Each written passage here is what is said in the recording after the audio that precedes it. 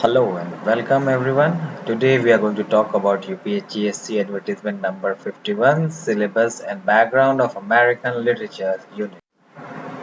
In American literature, we have got poets like Emerson, Whitman, Dickinson, Frost, and Stevens. We have playwrights like O'Neill, Williams, Miller. We have prose writers like Emerson and Thoreau. And we have novelists like Hawthorne, Hemingway, Melville, and Twain.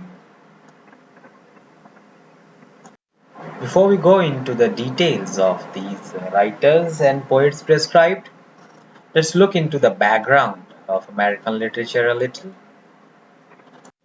Any discussion of the history of American literature conveniently and conventionally begins with periodization. So, from 1600s to 1830 is the colonial and early national period. From 1830 to 1870 is the Romantic period. From 1870 to 1910 is Realism and Naturalism. From 1910 to 1945 is Modernism, and 1945 onwards is taken under Postmodernism.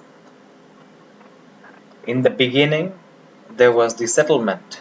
That is, by the end of 16th century was established Jamestown, etc. in Virginia. 11 December 1620, Mayflower reached the Plymouth harbor of Massachusetts Bay with the Pilgrim Fathers. 1630 saw great Puritan migration. With the arrival of the white settlers, also arrived their language and their literature. So America's first work of literature is 1608, Captain John Smith's True Relation of Accidents in Virginia. Literature developed on its own, especially with Puritan records of their lives. The Puritan utopia was aimed at John Winthrop, Increase Mather, Cotton Mather, etc. They wrote copiously, and Cotton Mather's History of the Colonies is very famous. Letters from an American Farmer by the Crevecoeur, Phyllis Wheatley's poems, they're all well known, and of course the slave narratives from uh, the United States. The revolutionary literature, especially Ben Franklin's autobiography, Thomas Paine's Common Sense, and the American Crisis, Jefferson's Declaration of Independence, of course, are all very important documents.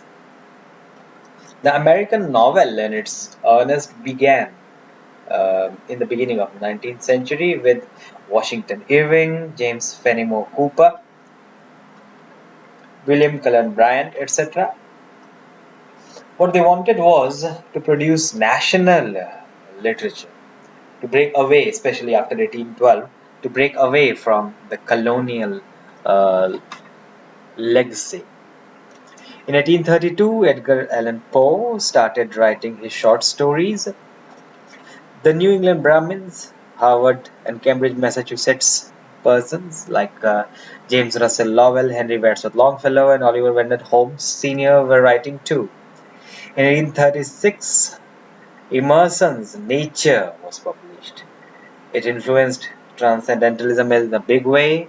Now, Transcendentalism is a late 1820s and 1830s movement that favored individualism, inherent goodness of people and nature.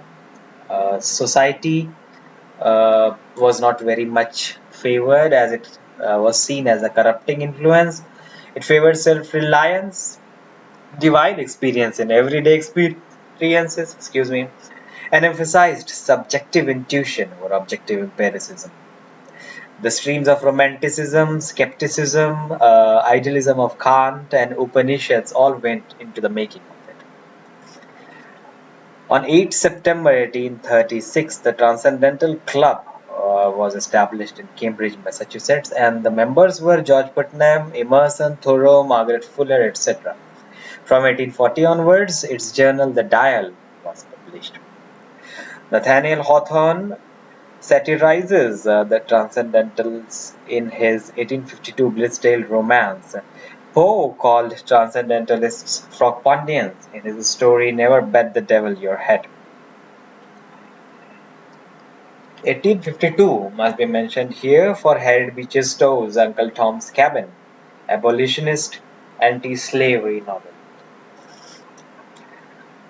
Poe, Melville, and Hawthorne, they were anti-transcendentalists, and together they are seen as dark romantics. The late 19th century realism had its greatest proponent, Mark Twain from Missouri. Naturalism had Stephen Crane, Theodore Dries, Edith Wharton in 20th century later, Upton Sinclair, Sinclair Lewis, etc. 1920s or the Jazz Age, it saw the Lost Generation, as Gertrude Stein would popularize.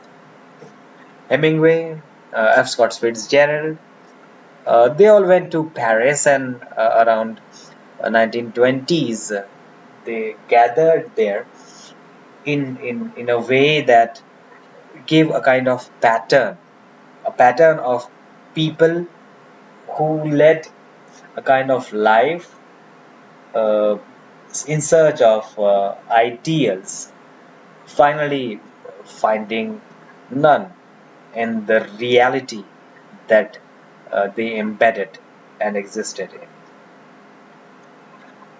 1930s was the Depression era. Of course, it influenced the literature also, especially 1939, The Grapes of Wrath by John Steinbeck. There had been many Nobel laureates like Hemingway in 1954, Faulkner in 1949, of course, Morrison later, and before her, Saul Bellows 1976 Nobel.